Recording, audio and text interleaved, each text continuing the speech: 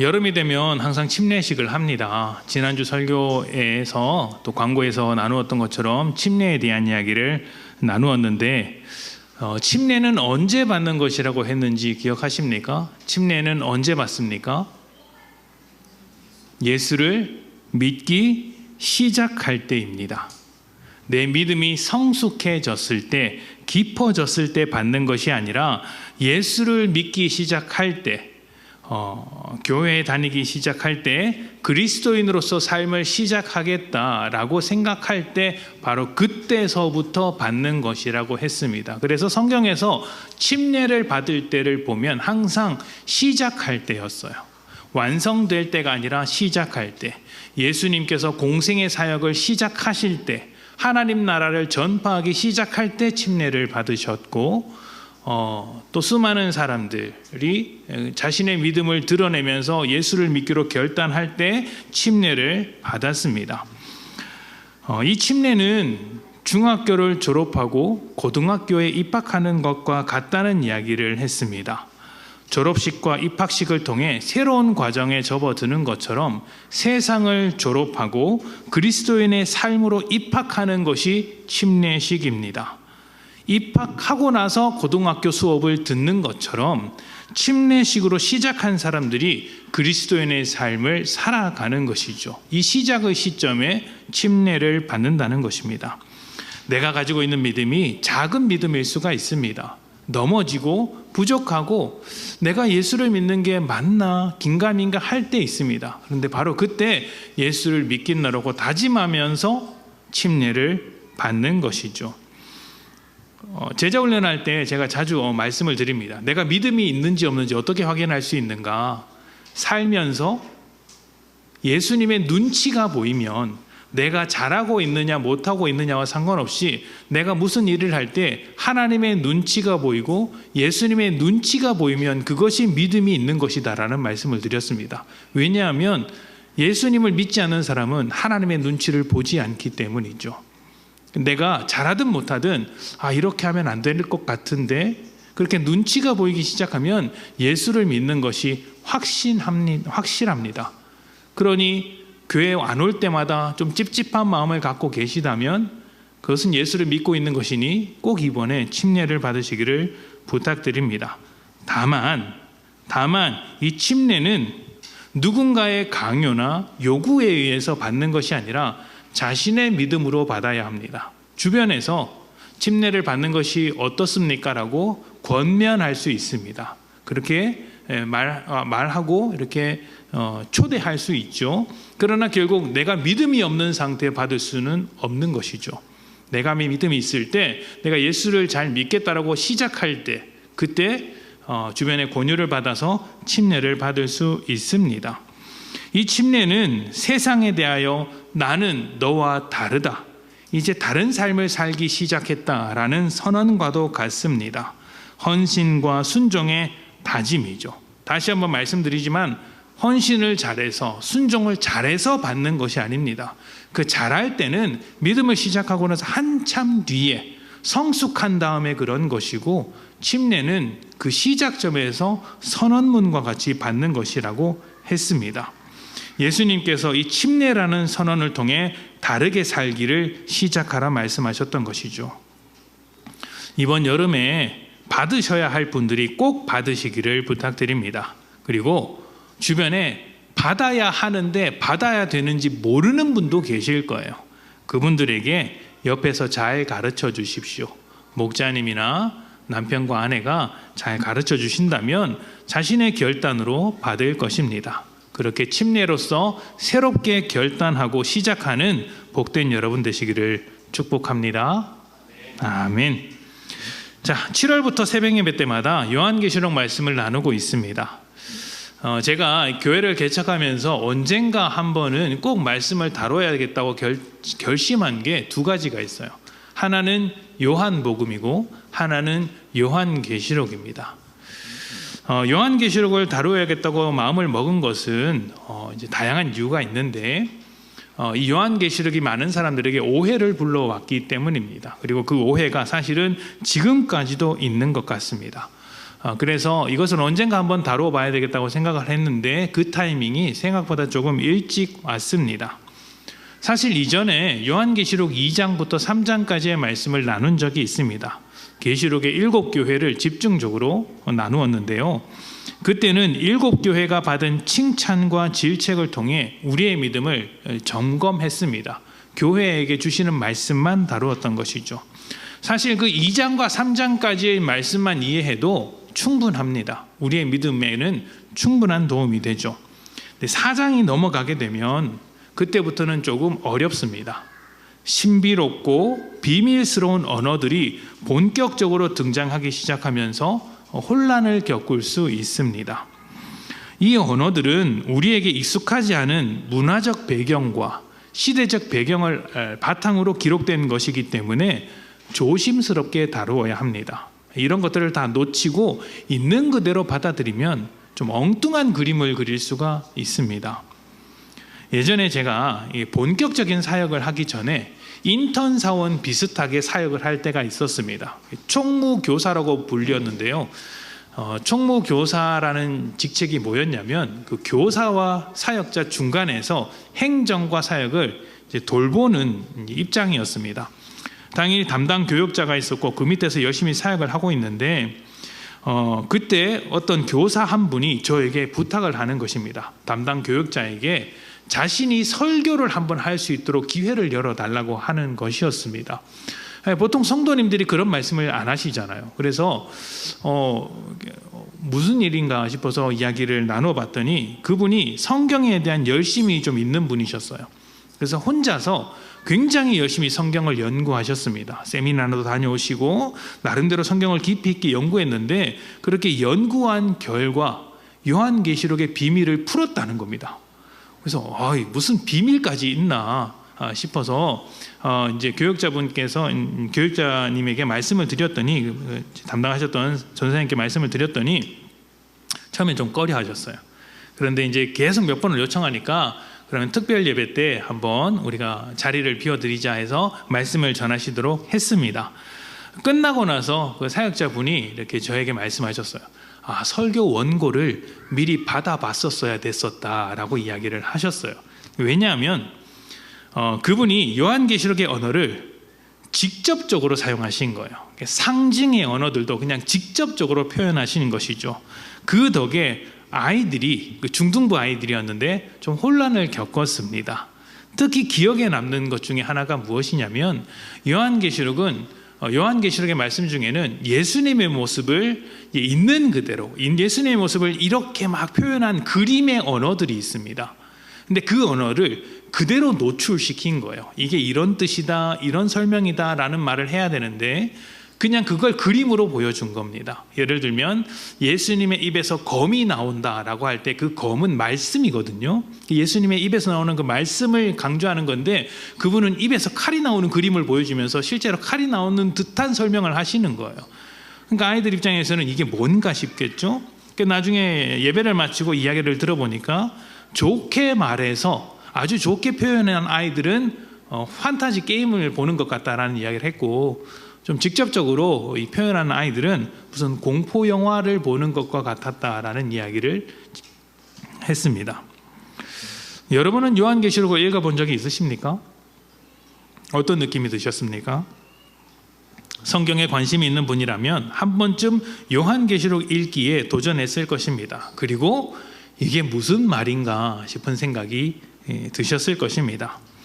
어려웠을 거예요. 혼란스럽기도 했을 겁니다. 오죽하면 종교개혁의 중심에 있었던 그 유명한 신학자 장 칼뱅이라는 사람도 성경의 모든 주석, 성경의 모든 이제 내용에 각주와 주석을 붙였는데 요한계시록만큼은 붙이지 않았습니다. 알지 못하는 것에 대해선 침묵했던 것이죠. 요한계시록을 어렵게 느끼는 이유는 반드시 기억해야 할, 조심해야 할 몇 가지 사안들이 있는데 그것들을 다 놓치고 가기 때문입니다. 그래서 오늘은 요한계시록을 시작하는 입장에서 우리가 주의 깊게 생각해야 되는 것이 무엇인지를 간단하게 살펴보면서 말씀을 좀 나누었으면 좋겠습니다. 제가 크게 세 가지로 정리했는데 좀 살펴보겠습니다. 자, 첫 번째는 요한계시록은 미래가 아니라 기록된 당시 초대교회 성도들을 위한 편지입니다. 요한계시록은 먼 훗날 미래 예언서와 같은 책이 아니라 그 당시 초대교회에 고난을 당하고 있는 성도들을 위해 기록된 편지라는 것입니다. 그래서 예언서가 아니라 현실적인 글이에요. 요한계시록을 읽을 때 제일 문제가 되는 점이 바로 이 지점입니다. 사람들이 읽을 때 미래의 예언서처럼 읽는다는 것입니다. 언제, 어디서, 어떤 일이 벌어질 것인지에 대해서 관심을 두고 읽다 보니 자꾸 엉뚱한 이야기를 하는 사람들이 등장하게 됩니다. 세상의 종말은 언제인가? 언제인지 그때는 정확하게 알 수 없어도 어떤 징조가 나타날 것인가?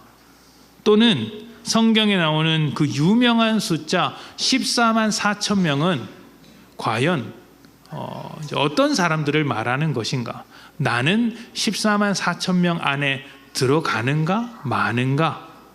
또는 666이라는 숫자가 짐승의 표라는데 그 표는 누구에게 달려 나오는가? 혹시 누군가 말했던 것처럼 컴퓨터인가? 바코드에 666이 찍혀 있다고 하는데 정말 사실인가? 이런 혼란한 이야기들을 이제 갖게 되죠. 이런 것들이 다 미래의 예언서처럼 노스트라다무스의 예언서처럼 읽기 때문에 벌어지는 일입니다.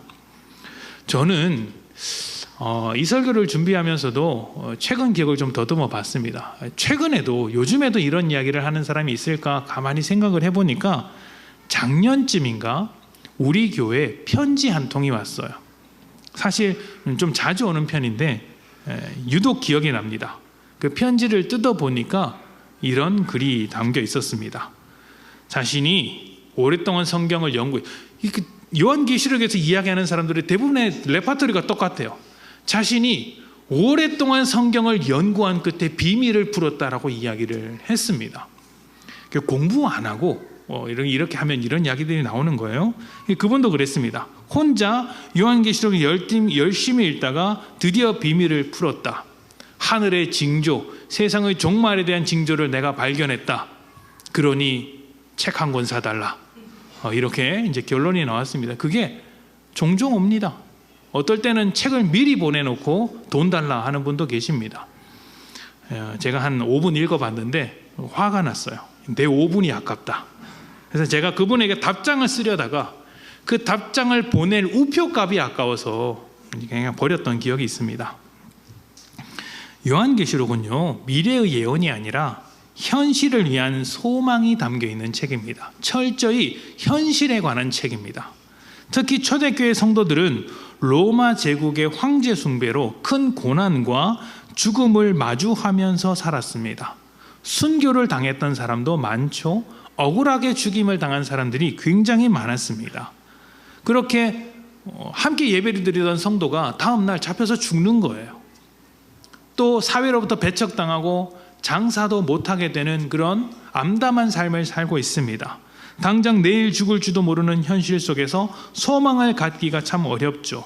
그래서 그들에게 우리가 가져야 할 소망이 무엇인지, 어려운 현실 속에서도 그 현실을 뛰어넘을 수 있는 소망이 어디에 있는지 가르쳐주기 위해서 기록한 것이 요한계시록입니다. 그래서 이 소망은 철저히 무엇에 바탕하고 있습니까? 현실에 바탕하고 있는 거예요. 그렇다면 그 현실에 바탕을 두고 있는 소망이란 무엇이겠습니까? 어렵지 않습니다. 쉬워요. 하나님이세요. 하나님께서 자신의 계획을 여전히 이루고 계시다는 것이 핵심입니다. 그런데 사람들은 이 하나님의 계획이 완성되는 것에 관심이 있는 것이 아니라 심판에 초점을 맞추고 있습니다. 종말에 초점을 맞추고 있습니다. 언제 세상이 끝나고 언제 심판이 내리며 심판이 내려올 때 고통을 당하는 자들은 누구인가? 그러다 보니 요한계시록을 읽을 때 소망으로 읽지 않고 두려움으로 읽는 거예요.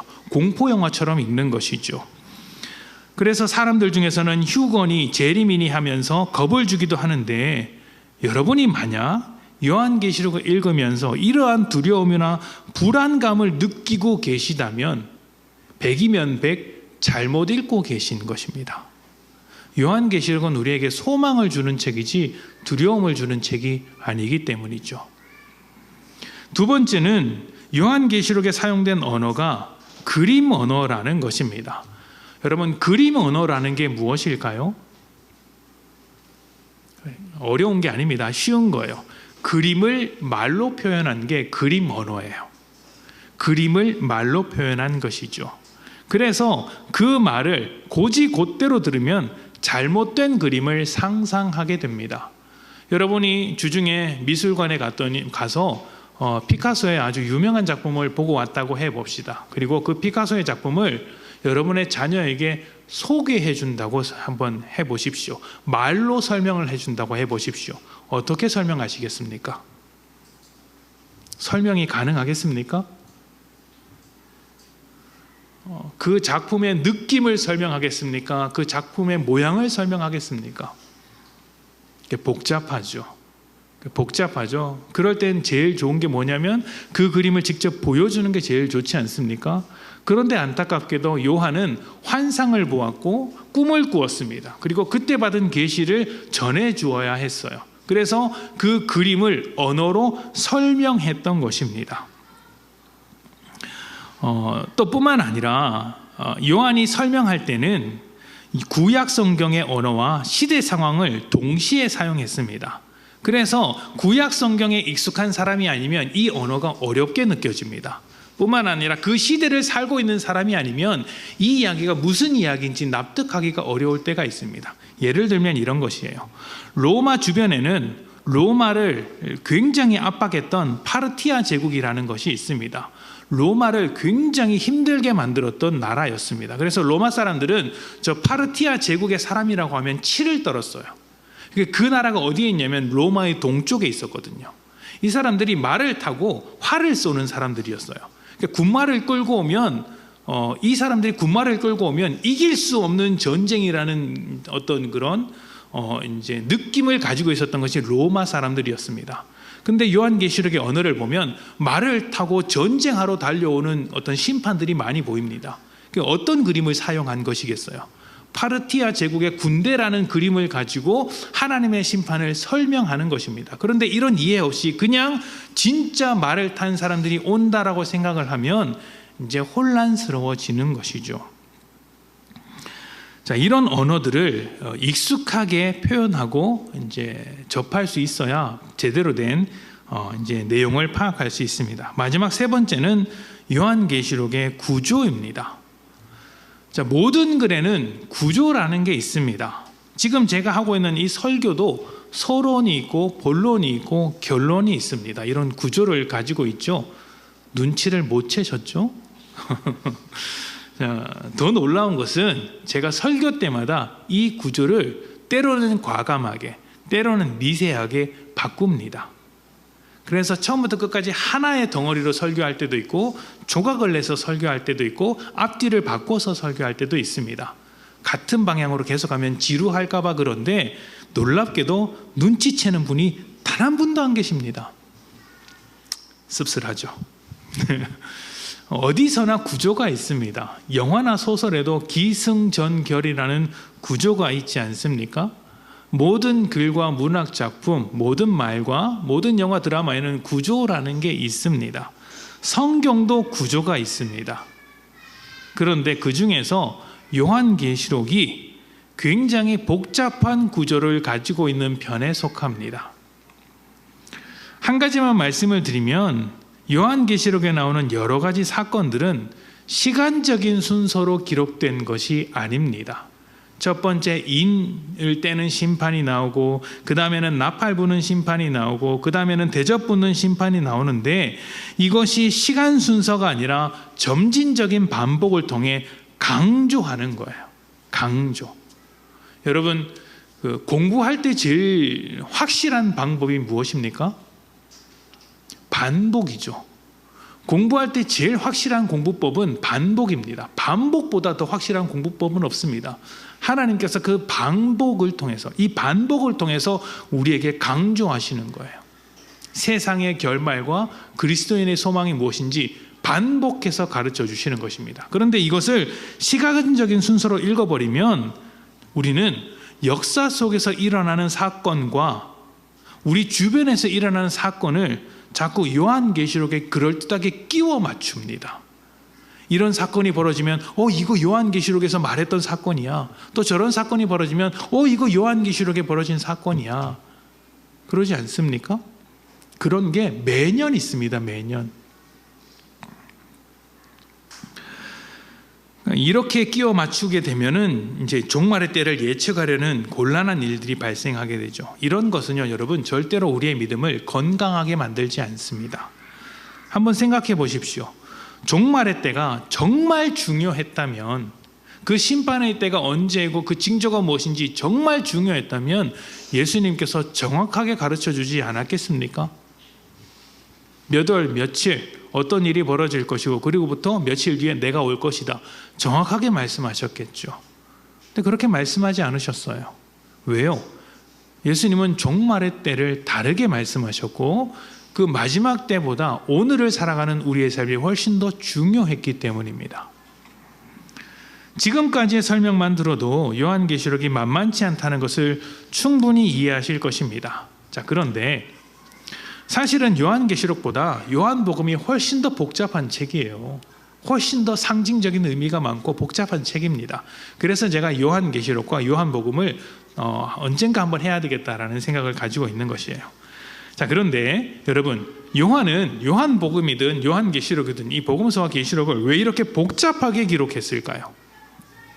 다른 성경처럼, 예를 들면 바울의 편지라든지 사도행전과 같이 일상의 언어로 알아듣기 쉽게 그냥 편안하게 어떤 여행 기록 쓰듯이 썼다면 안 되는 것이었을까요? 요한계시록은 왜 이렇게 복잡하게 써야 했을까요? 이유가 있겠죠. 앞에서도 언급했지만 초대교회는 로마로부터 엄청난 박해를 받았습니다. 그들의 말과 행동은 모두 감시의 대상이었고 예배와 성찬식을 오해해서 고발당하는 일도 많았습니다. 저 사람들은 사람을 먹는 사람들이다 라는 평가를 듣기도 했습니다. 우리가 예수님의 살과 피를 먹는다고 하면서 빵과 포도주를 나누지 않습니까?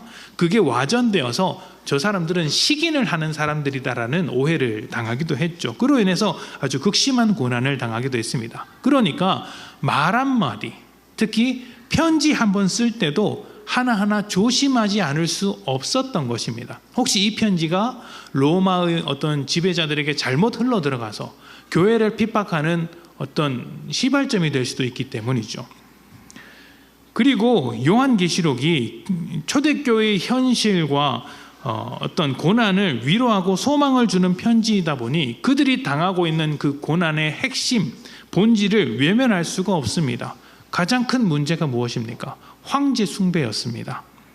이 황제 숭배와 로마 제국에 대한 이야기를 빼놓을 수가 없죠. 그런데 편지가 감시당하고 있는 상황에서 황제 숭배의 문제를 직접 언급하게 되면 어떻게 되겠습니까? 그것으로 또 잡혀가서 순교를 당하겠죠. 그래서 짐승이나 용과 같은 언어로 표현을 하는 겁니다. 물론 나중에는 조금 더 설명하겠지만 이런 표현들이 로마의 황제만을 표현하고 있는 것은 아닙니다. 사탄의 체제, 죄의 원리를 따르는 모든 것들에 대한 표현입니다. 오늘날 우리 시대의 로 말하면 자본주의라고도 할 수 있겠죠. 이데올로기일 수도 있고요. 그 이데올로기 바탕 아래 있는 어떤 정치 체제, 사회 구조일 수도 있습니다. 이런 사단의 체제로부터 교회를 보호하기 위해 소망을 담아 교회만이 이해할 수 있는 언어로 쓴 것이 요한계시록입니다. 자, 요한계시록 7장 13절부터 14절 말씀을 한번 봅시다. 13절부터 14절, 오늘 우리가 읽은 말씀인데요. 이렇게 이야기를 합니다. 제가 봉독합니다. 장로 중 하나가 응답하여 나에게 이르되 이 흰옷 입은 자들이 누구며 또 어디서 왔느냐? 내가 말하기를 내 주여 당신이 아시나이다 하니 그가 나에게 이르되 이는 큰 환난에서 나오는 자들인데 어린 양의 피에 그 옷을 씻어 희게 하였느니라. 아멘. 어린 양의 피에 옷을 씻어 희게 하였다라는 말을 직접 받아들이면 어떻게 됩니까? 어린 양의 피가 표백제가 되겠죠. 근데 당연히 그런 말은 아니겠죠. 오늘 말씀에서 흰옷을 입은 자들은 로마 제국의 순교와 고난을 당하는 성도들을 의미합니다. 그 고난과 순교를 당한 사람들은 흰옷을 입은 사람인 거예요. 어린 양 예수 그리스도의 피로 씻은 흰옷을 입은 자들로서 세상에 대하여 믿음을 지켜온 자들이라고 할 수 있습니다. 이 사람들은 현실에서 심각한 반대를 당하고 있죠. 여러분도 그런 반대를 당하고 있지 않습니까? 예수를 믿기 때문에 당하는 어려움들이 분명히 있습니다. 교회를 나간다고 해서 때리는 사람이 있을까 싶지만 모를 일입니다. 과거에는 정말 많았고 지금 오늘 이 시대에도 교회에 나간다고 맞는 사람들이 있습니다. 저에게 들어오는 상담만 해도 꽤 많습니다. 최근에는 사회 전반적인 분위기가 교회를 반대하는 분위기입니다. 정치적인 입장이나 언론에서 보도되는 여러 가지 문제들 때문에 그런 것도 있겠지만 조금 더 깊이 들어가면 포스트 모더니즘 이후 종교는, 특히 기독교는 비판과 조롱의 대상이 되고 있고 낡은 가치로 여겨지고 있습니다. 교회 다닌다고 요즘 시대에 이런 평가를 듣게 되죠. 그래서 교회 다니면 좀 이상한 사람으로 보는 노골적인 시선들이 아주 많습니다. 학교를 한번 보십시오. 여러분 자녀들과 한번 대화해 보십시오. 학교에서 배운 내용들 중에는 성경의 가치와 다른 것들이 너무 많습니다. 창조론이나 진화론과 같은 문제는 아주 쉬운 문제입니다. 이건 문제도 아니에요. 인류 보편의 가치나 진리의 문제로부터 서로 다른 방향을 향하고 있는 것이죠. 그래서 교회에서 가르치는 진리가 학교에 가면 부정을 당합니다. 충돌이 일어나요. 그래서 이 문제를 가지고 이제 갈등하는 자녀들이 꽤 많을 것입니다. 학교에서 배운 것과 교회에서 배운 것을 어떻게 조화롭게 이해해야 하는가? 사회적인 입장에서 뿐만 아니라 개인적인 면에서도 이런 어려움이 있습니다. 남들은 편하게 하는 일을 우리는 굳이 불편하게 해야 될 때가 있죠. 부당하고 억울한 일을 당해서 한마디 해주고 싶은데 고개를 숙여야 할 때가 있습니다. 예수를 믿는다는 것 때문에 말이죠. 다른 사람이 예수를 믿는지 몰라도 내가 예수를 믿고 있기 때문에 내 마음속에서 그런 갈등이 일어나요. 그 갈등 자체가 힘든 것 아닙니까? 식구들에게 불편한 소리를 들어야 할 때도 있고 따가운 시선을 받아야 할 때도 있습니다. 이 모든 것이 크기와 모양은 다를지라도 초대교회와 같은 고난의 종류인 것입니다. 그런데 여러분, 이런 중에 우리에게 위로와 소망이 되는 것이 말씀입니다. 우리가 읽은 13절과 14절 말씀을 보면 흰옷을 입은 자들을 소개할 때 어떤 자들이라고 소개하고 있냐면 큰 환난으로부터 나오는 자들, 큰 환난에서 나오는 자들이라고 표현합니다. 무슨 말일까요? 우리에게 닥친 이 고난은 반드시 끝날 때가 있다는 것이죠. 그 환난으로부터 나올 때가 있다는 것입니다. 지금은 사탄이 권세를 잡은 것처럼 날뛰고 있지만 그 날뛰임도 하나님의 계획과 허락하심 안에서 벌어지는 일이죠. 지금은 우리가 다가오는 이 고난이 흩어진 퍼즐의 한 조각처럼 당장 이해되지 않지만 이 모든 조각이 맞춰지는 날 우리는 하나님의 완성된 그림을 보게 되는 것입니다. 그때가 언제입니까? 우리가 어린 양의 피로 씻은 흰옷을 입고 하나님 앞에 설 때인 것이죠. 요한계시록 7장 15절부터 17절입니다. 그때 이렇게 됩니다. 15절입니다. 그러므로 그들이 하나님의 보좌 앞에 있고 또 그의 성전에서 밤낮 하나님을 섬기매 보좌에 앉으시니가 그들 위에 장막을 치시리니 그들이 다시는 줄이지도 아니하며 목마르지도 아니하고 해나 아무 뜨거운 기운에 상하지도 아니하리니 이는 보좌 가운데에 계신 어린 양이 그들의 목자가 되사 생명수샘으로 인도하시고 하나님께서 그들의 눈에서 모든 눈물을 씻어 주실 것임이라. 아멘. 마지막 퍼즐 조각이 맞춰지는 날, 하나님께서 우리 위에 장막을 칩니다. 이 장막은 광야에서 이스라엘과 함께하던 하나님의 장막과 같은 것입니다.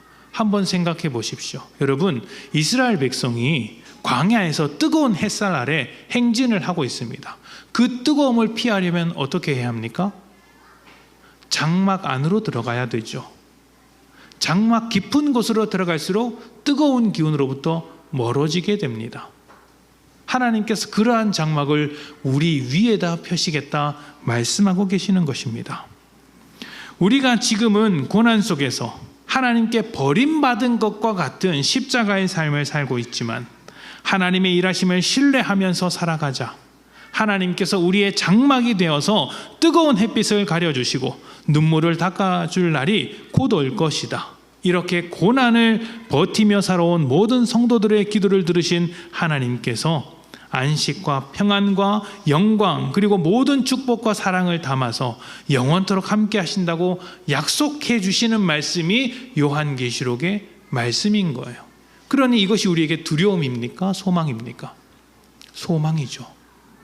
그런데 여러분, 이 영원한 장막이 먼 훗날 마지막 날에만 펼쳐지는 것일까요? 그렇지 않습니다. 이스라엘 백성이 광야 가운데 펼쳐졌던 그 장막 아래서 살았던 것처럼, 구름 기둥 아래서 행진했던 것처럼 오늘 우리에게도 장막이 펼쳐져 있습니다. 요한복음 1장 14절입니다.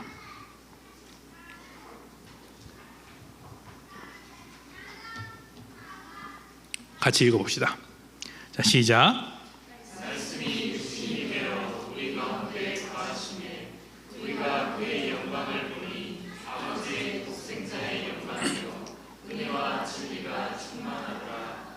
아멘. 말씀이 육신이 되어 우리 가운데 거하시는 분은 누구십니까? 예수님이시죠. 그런데 여기서 말씀이 육신이 되어 우리 가운데 거하신다, 우리 가운데 거하신다라는 이 표현이, 이 단어가 장막을 친다라는 말과 같은 동사입니다. 예수님께서 말씀이 육신이 되어 우리 가운데 장막을 피신 거예요. 하나님의 아들로서 우리 가운데 오신 예수님께서 광야의 장막을 피신 하나님과 같이, 고난 끝에 영원한 장막을 피시는 하나님과 같이 우리 삶에 장막을 피시는 분으로서 오셨다라는 것입니다. 그래서 우리는 막연한 미래의 장막을 기다리는 사람들이 아닙니다. 지금 예수님의 임재의 장막 아래서 살아가고 있는 사람들이라는 것이죠. 믿음으로 살아가는 여러분에게 고난이 찾아왔습니까? 그렇다면 여러분, 우리가 해야 할 일은 예수님의 장막, 그 깊은 곳으로 들어가야 하는 것입니다. 예수님의 임재의 장막 속으로, 주님의 품 안으로 더 깊이 들어갈 때 우리는 고난으로 힘겨워하는 자들이 아니라 하나님의 소망 안에서 오히려 그 고난을 승리하는 믿음의 사람들이 될 것입니다. 그리고 그 장막 안에서 우리와 함께 하신 주님을 더 깊이 알아가게 되는 것이죠. 장막 주변에 있으면 뜨거운 기운에 닿습니다. 그 뜨거운 기운에 피하려면 더 깊이 들어가야 하는 것 아니겠습니까? 여러분, 요한계시록을 읽는 내내 여러분의 삶이 장막 주변에 서성이는 자 되지 않고 장막 깊이 들어가는 자 되시기를 축복합니다. 예수님의 장막 가장 깊은 곳에서 주님과 함께 평안을 누리시기를 축복합니다. 함께 기도하겠습니다.